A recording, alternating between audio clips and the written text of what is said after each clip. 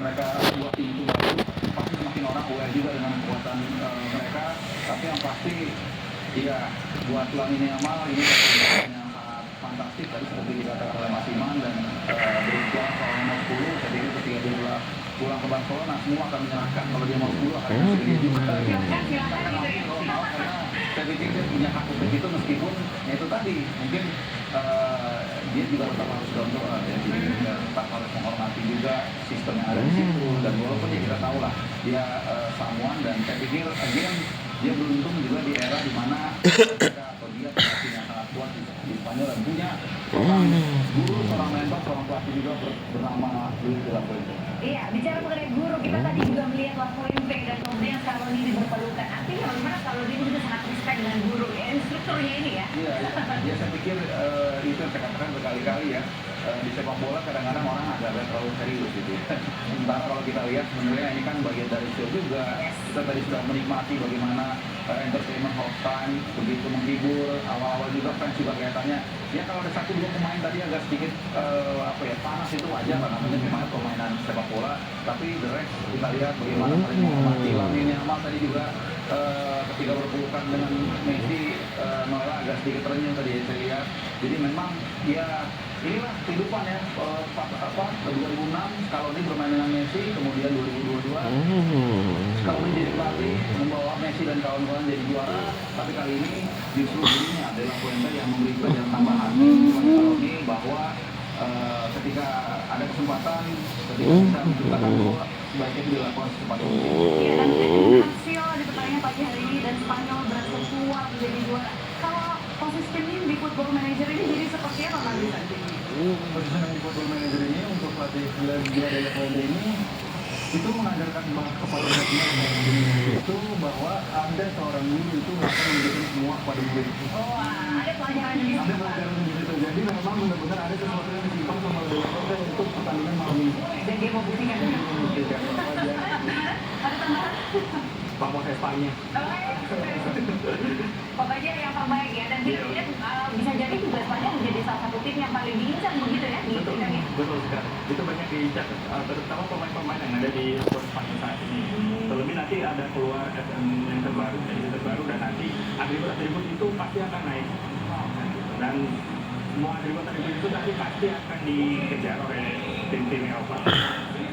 Ya, dan kita lihat bersama-sama ya Bung Hatta, bagaimana trofi dari emas 18 karat ini telah dibawa masuk ke lapangan. Ya, trofi seberat 6 kg dan tentunya berlapiskan emas, dan di atasnya ada globe ya, atau peta dunia, dan yang kali ini menyerahkan adalah legend dari Spanyol. Siapa lagi kalau bukan Sergio Ramos yang juga berperan membawa Rafael Roham jadi yang terbaik tahun 2008 ya, setelah mereka sebelumnya juara tahun 4 ya.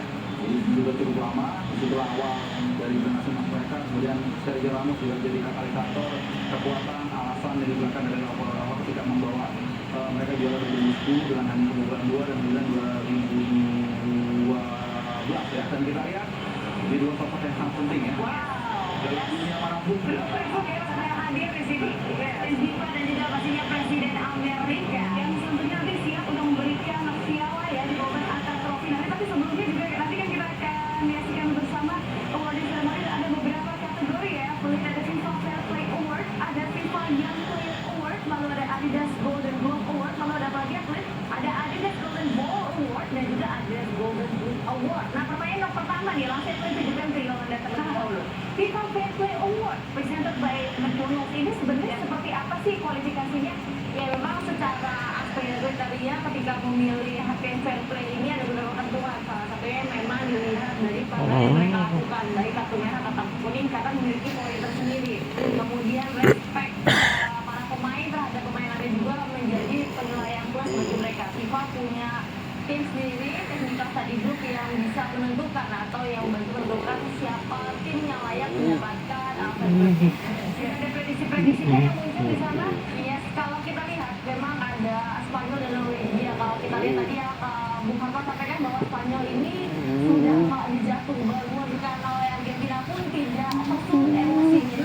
Argentina sendiri ya tentunya ini bisa dikatakan mereka menjadi satu kandidat sebagai fair play team. Iya, mungkin jadi menarik juga kalau kita melihat kategori FIFA Young Player Award ya, karena memang selalu di setiap pagelaran Piala Dunia ini selalu ada pemain-pemain berbakat yang menampilkan penampilan yang luar biasa, Bung Arfan. Iya. Ya ada prediksi tuh. Biasanya parameter itu juga diikuti dengan langkah tim itu berjalan jauh ya gitu ya. Kalau di hanya babak itu 3 kali memang agak sulit juga menjadinya. Jadi tetap adalah tim yang melangkah paling tidak ke perempat final, semifinal bahkan final. Maka tadi kalau kita bicara pemain muda terbaik dari dua-dua ini, ya kita ini salah satunya lagi ngomong apa sih? Kemudian mau Kowaksi, dua-duanya sampai 19 tahun. Kalau saya melihat mungkin Lamine Yamal yang akan jadi pemain muda terbaik, tapi kalau saya berharap sebenarnya Pau Kubasi karena ya biasa pemain depan terus ya. Jadi ini mengingatkan saya juga dengan Fabio Cannavaro ketika menjadi pemain terbaik dunia tahun 2006 ya, ketika dia membawa Italia juara dunia. Jadi dia ada sedikit variasi, tapi again eksplosivitas, exposure dari pemain depan atau pemain itu memang selalu seksi ya. Kita lihat bagaimana Lamine Yamal lebih sering kita sebut daripada Pau Kubasi. Jadi menurut saya sangat mungkin Lamine Yamal jadi terbaik, mungkin kaca 70%, tapi Pau Kubasi juga ada peluang. Iya, itu mengingatkan bahwa ini juga diberikan kepada para wasit yang bertugas ya. Ada Suat Kovacic, Thomas Pletnik dan juga Andras Kovacic. Apakah menurut Bung Arfan mereka sudah melakukan tugasnya dengan cukup baik di pertandingan final ini, Bung Arfan? Sekali lagi ini yang akan menjadi perdebatan ya. Pasti ada 1-2 nanti scene yang akan diangkat oleh teman-teman netizen ya. Tapi sekali lagi ini permainan sepak bola yang main manusia, walaupun semakin banyak teknologi yang ikut andil di sana, tapi tetap wasit yang akan mengambil keputusan. Saya pikir Vinicius tadi sudah melakukan secara umum nggak ada yang terlalu fatal. 1-2 mungkin kita akan ada diskusikan, tapi tidak ada yang terlalu fatal. Ini masih berusia 46 tahun dan sudah cukup punya pengalaman yang sangat banyak, termasuk ketika dia memimpin final Liga Champions tahun 2024 antara Dortmund dan juga Madrid. Dia juga yang sebenarnya memimpin pertandingan antara Arab Saudi dan juga Argentina. Jadi setiap dia memimpin pertandingan, ada beberapa kali dia memimpin pertandingan yang melibatkan Spanyol dan itu selalu menang. Jadi memang ini cukup super season juga. Ya, dan kita melihat satu nama di sana. Ya, apakah Kubasi ya yang jadi pemain muda terbaik? Ya, ini dia.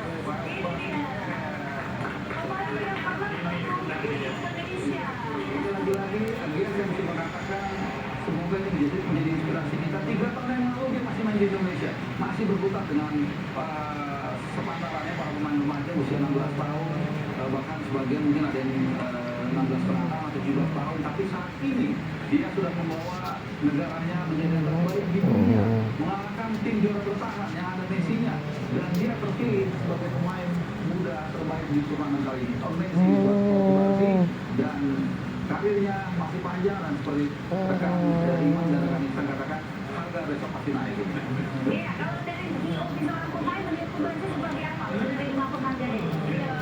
Memang Kubasi sangat layak untuk mendapatkan ini. Kalau kita berbicara Bung Arfan menyampaikan eksistensinya memang ada di Myanmar, tapi ternyata Kubasi bisa menyambut itu. Dan memang kalau kita lihat ini sebenarnya ya, Unai Simon mendapatkan best goalkeeper hanya unggulan 1 gol dari sepanjang laga di Piala Dunia 2026. Ini adalah pencapaian yang luar biasa. Dan memang karakteristik dari Unai Simon adalah kiper modern, sweeper kiper. Artinya apa? Dia bukan hanya sebagai penjaga gawang, tapi pemain gawang yang membantu Spanyol untuk memenangkan.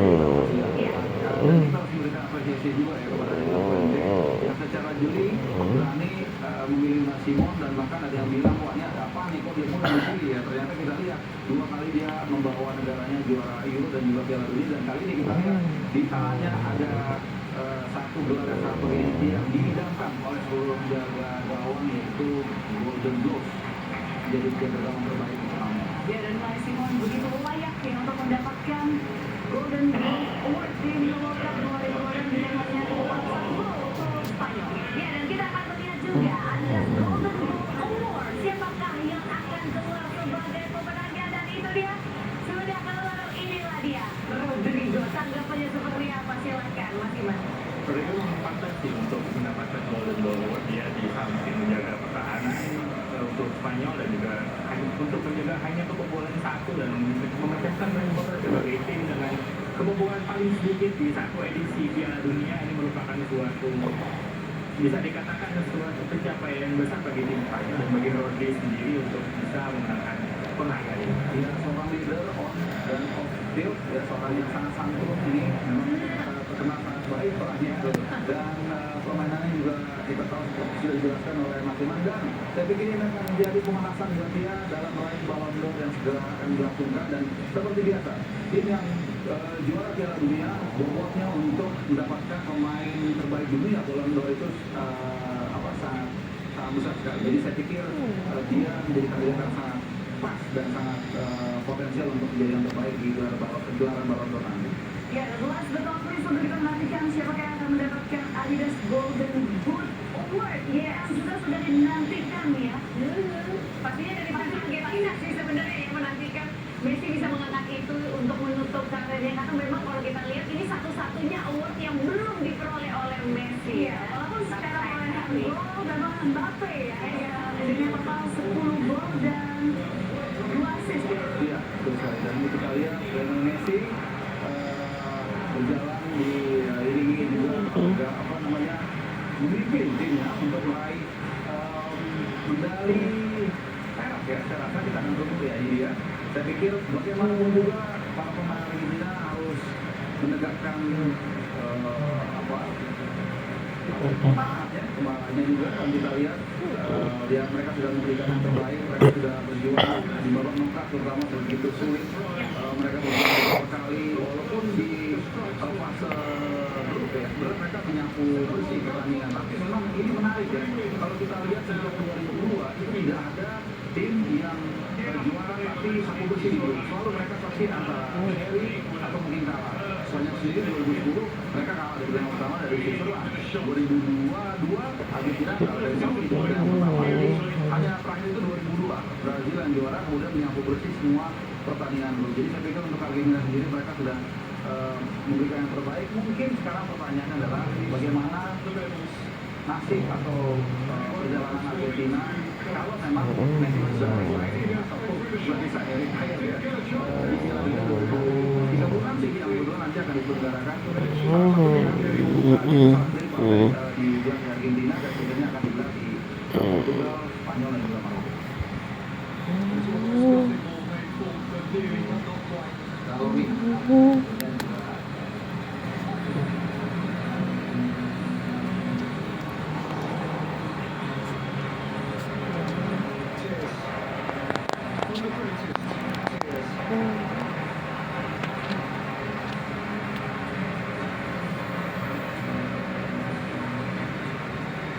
Four years ago it was perfect.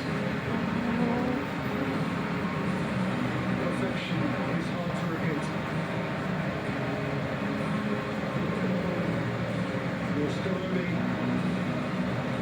a weak smile, but Lionel Messi are quivering lip.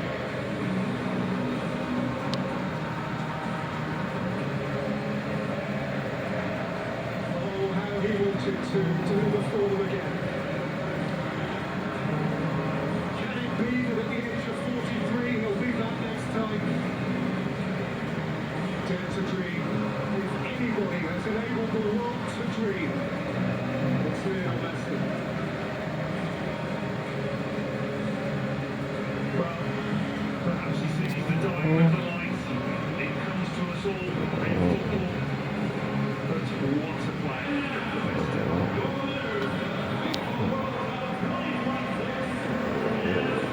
best ever.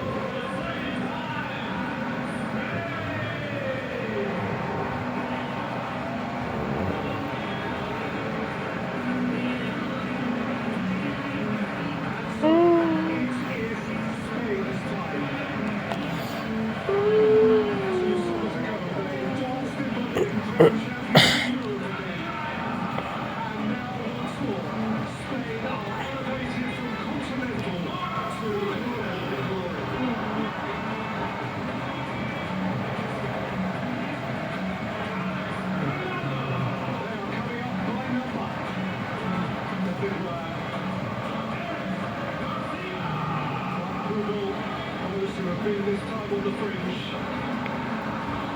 Players for whom there are many precedents was the hallowed class of 2010. So these men walk now in the footsteps of Puyol and Pete.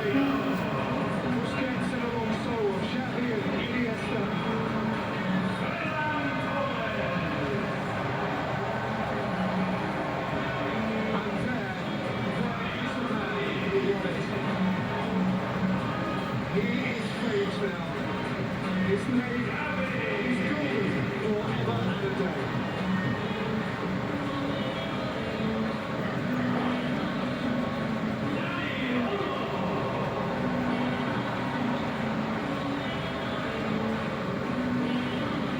Danny Olmo was a delight. Scheming and certain and poised where intent.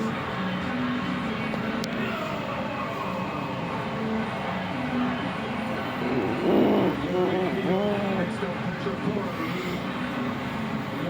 He was highly of casting fullbacks.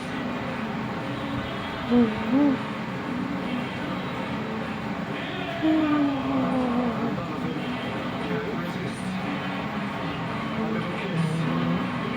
Almeric Laporte, French ball. Smash to the core now.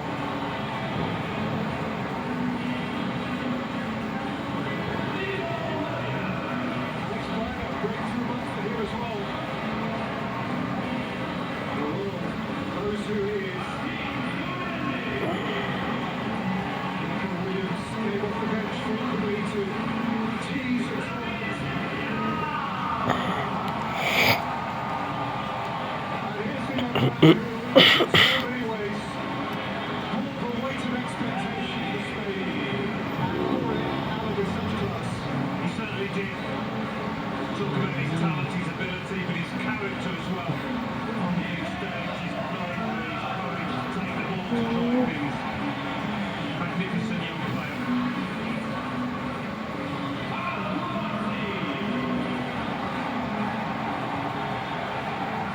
Kubasi arrived as a boy. Leaves as a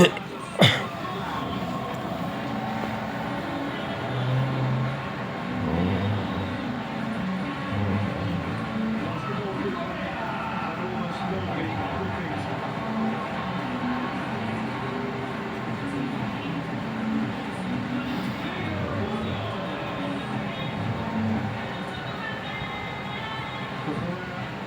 A run at Real Madrid. One of the domestic season starts.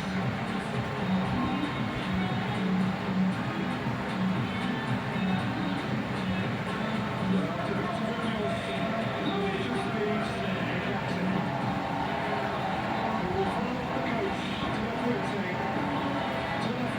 who has gone where only Vicente Del Bosco went before.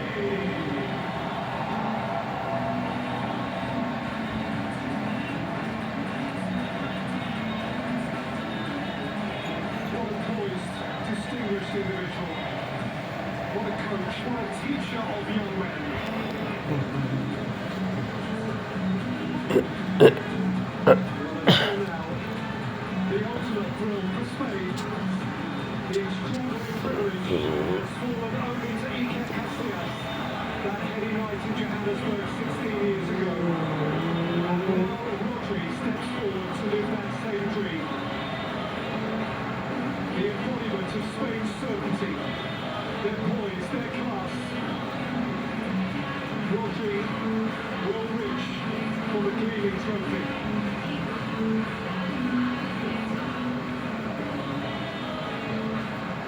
La Roja reach for the second star.